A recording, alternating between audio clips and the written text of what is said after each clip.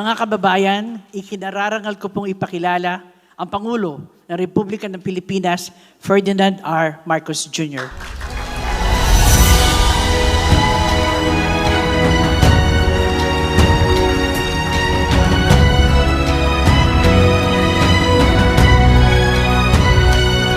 Maraming salamat sa ating... Uy, magsibutan. Patatagalin ko yung speech ko para hindi napilitan magpakain sa ambassador. Maraming salamat sa ating Secretary of Foreign Affairs, Secretary Tess Lazaro. Ipapakilala ko po sa inyo lahat ng mga iba't ibang kasama namin na mga kalihim ng iba't ibang departamento po ng ating pamahalaan. Andito po ang ating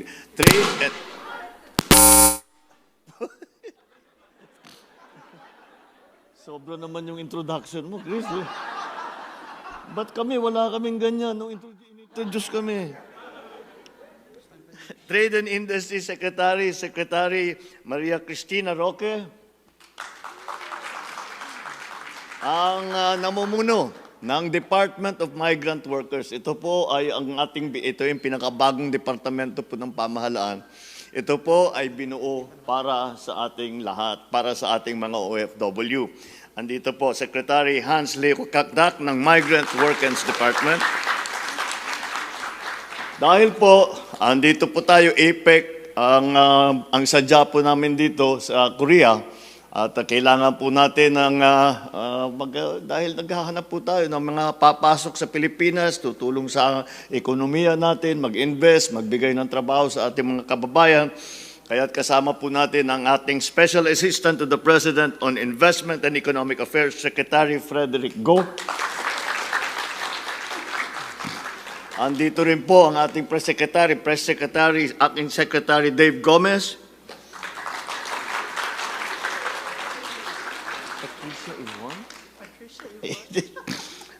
Nagugulat lang po ako kasi itong susunod na ipapakilala ko sa inyo. Ngayon ko lang nakita yung buo niyang pangalan. Ito yung OWA Administrator. Yan, nag-aalaga rin sa ating mga migrant workers. OWA Administrator Patricia Yvonne Kaunan. Alam namin PY. Philippine Ambassador to the Republic of Korea, Bernadette Therese Fernandez. At hindi makumpleto ang ating pagpapakilala kung hindi po natin batiin ang ating First Lady Luis Araneta Marcos. Lahat po ng iba't ibang aking mga kasamahan na nagseserbisyo sa pamahalaan ng Pilipinas. At ang pinakamahalaga na bisita natin dito, ang ating mga minamahal na kababayan dito sa Korea. Magandang gabi po sa inyo lahat. Kinalulugod ko pong makasama kayong lahat dito sa Busan ngayong gabi. Alam ko po na marami sa inyo ay galing pa sa iba't ibang parte ng Korea. Kasama ang inyong mga pamilya, mga bata, kapatid, mga magulang. Mayroon pa sa inyo naglakbay ng kalahating araw gamit ang shuttle bus mula sa Seoul. Ganun ba? Mukha naman di kayo masyadong napagod at masigla pa kayo. Meron pa raw nag-drive. Meron pa raw nag-drive galing sa Daeju at Ulsan. At iba pa naman, lumipad na galing sa Jeju Island. Ay, nakabisi. Sa pagkakaalam ko, maraming sumakay ng train to Busan. Kaya una sa lahat, maraming salamat sa oras at sa pagmamahal ninyo sa ating inang bayan. Dahil kahit naman malayo kayo, ramdam namin sa Pilipinas ang inyong suporta, ang inyong malasakit.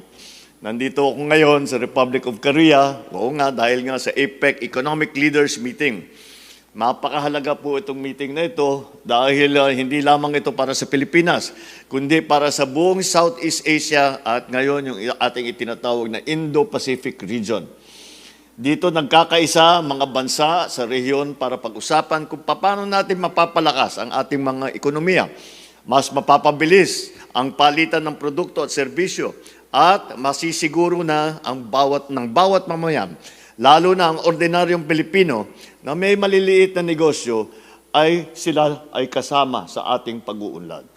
Para sa Pilipinas, malaking tulong ang APEC. Pinag-usapan sa APEC kung paano mapadali ang pagpapasok sa negosyo. Mas maraming negosyo, mas maraming trabaho. Mas maraming trabaho, mas maraming oportunidad at mas matibay na ekonomiya para sa ating mga pamilya. Mahalaga din ang APEC sa Education and Skills Exchange. Dahil sa mga partnership sa ilalim ng APEC, mas maraming kabataan ay may access ngayon sa training at sa scholarship opportunity, lalo sa digital skills, science at technology. Alam niyo po, dahil sa bilis ng takbo ng progreso ng teknolohiya, lahat po ng ating mga manggagawa ay kailangan madalas mag-training dahil 6 na buwan, nagbago na yung teknolohiya. Wala pang 1 taon, nagbago na nun, kailangan mag-aral ulit. Kaya ito po ay malaking pagkakataon para sa ating mga Pilipinong manggagawa na mabigyan ng magandang training na bagay doon sa mga hinahanap na skill set ng ating mga employer. Kaya napakahalaga po para sa atin yan. Dahil ang lagi kong namang sinasabi, kami pagka pinag-usapan namin ng ekonomiya, basta para sa amin, ang pinakamalaking asset talaga ng Pilipinas ay ang ating mga manggagawa. The Filipino worker is as good a worker as you will find anywhere in the world. Kaya kailangan ihanda natin ang ating mga kabataan sa kinabukasan para hindi na nila kailangan mangibang bansa kung ayaw na nila. Ang sinasabi po natin, pagka naayos po natin at mapagandahin natin ng mabuti ang Pilipinas, traveling abroad, working abroad will be a choice. Dahil gusto nyo, may magandang pwesto kayong nakita, pero hindi ibig sabihin, wala kayong mahanap na trabaho sa atin. Kaya diyan po ang aming hangarin, yan ang layunin po namin. Kaya diyan, para patungo diyan, sa ganyan sitwasyon tayo ay nagtatrabaho para pagandahin ang Pilipinas. Subalit, mga kababayan ko, hindi lamang trabaho o ekonomiya ang mahalaga. Kaya gusto kong makita at makausap kayo dito sa Korea dahil gusto kong iparating ang pasasalamat ng buong bansa natin sa inyong sakripisyo, sa disiplina ninyo, sa trabaho na ginagawa ninyo, at sa kabutihan na inyong ipinapakita sa mga Koreano. My fellow Filipinos, I want to assure you, hindi kayo namin nakakalimutan.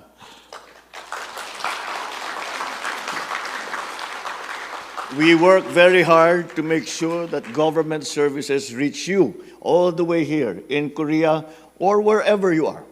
Tuloy-tuloy ang ating mga programa para sa OFW. Para kayo ay protektado at may suporta at may pagkakataon makabalik at magtagumpay din sa sarili nating bayan. At dahil sa inyong tulong sa ating bansa, akin pong ikinagagalak na ipaabot sa inyo na sa mga susunod na buwan, sisimulan na ng Department of Foreign Affairs ang karampatang mga preparasyon para sa pagbubukas ng ating konsulado dito sa Busan.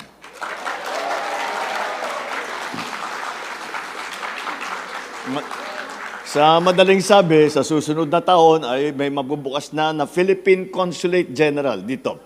At dahil dito, magiging 2 na po ang opisina ng Pilipinas dito sa Korea.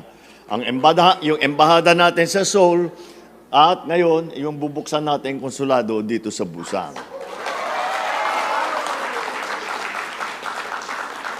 Ang pagtatayo ng konsulado ay isang mahalagang hakbang upang mas mapalapit ang serbisyo ng ating pamahalaan sa bawat Pilipino dito sa Busan at sa mga karatig na lugar tulad ng Ulsan at Gimhae. Gimhae.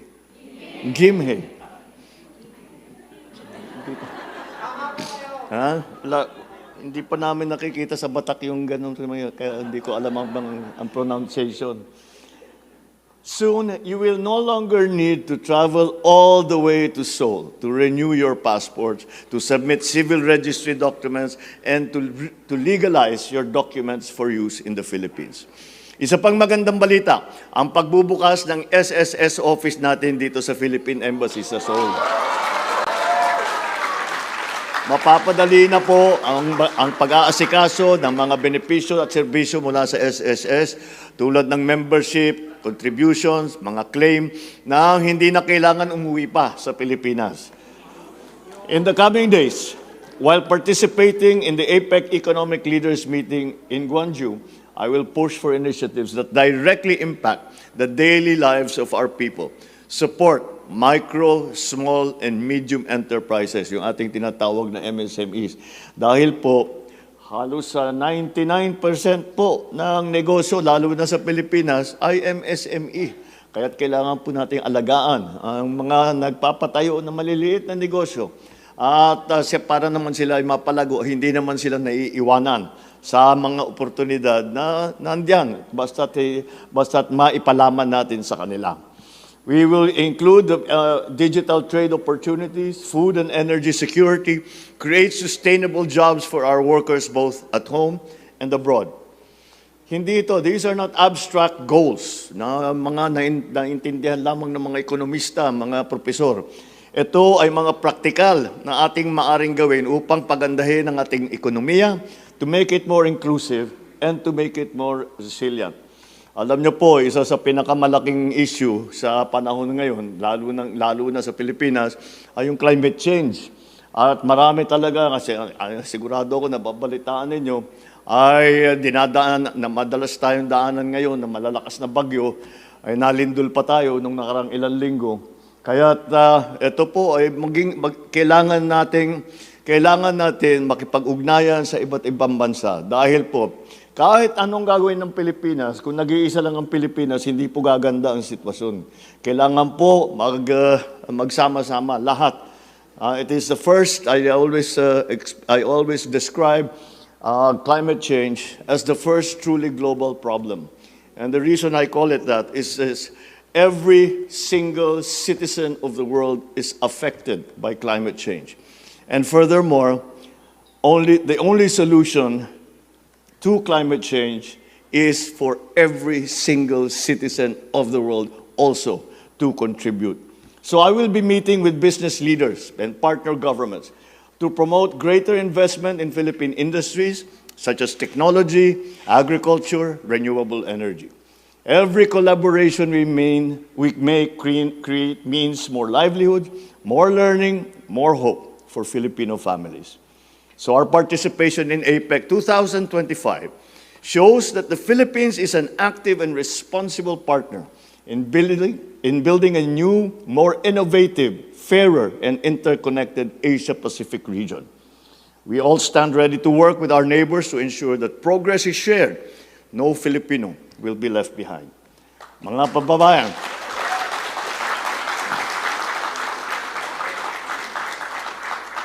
kababayan, kayo ang inspirasyon ng bawat Pilipino. Dahil sa sipag ninyo, sa tapang ninyo, sa pagmamahal ninyo sa pamilya at sa ating bayan, wala na po kayong katulad. Kaya mula sa puso ko, maraming salamat sa inyong lahat.